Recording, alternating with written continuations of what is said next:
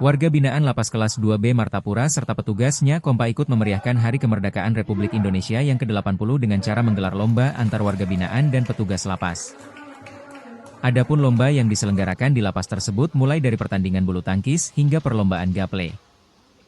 Selain untuk memeriahkan HUT RI yang ke-80 menurut Kepala Lapas Kelas 2B Martapura Abbas Rucandar, kegiatan tersebut sengaja diselenggarakan pihaknya untuk mempererat silaturahmi antar warga binaan dan petugas serta agar warga binaan dapat merasakan rasa kemerdekaan yang sama dengan masyarakat pada umumnya.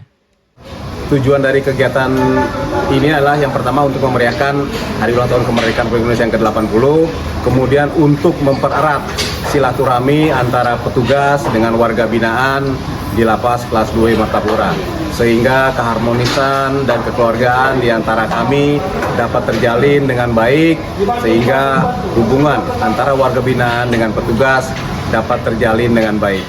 Dari Oku Timur, Jatmiko Francisco, iNews melaporkan.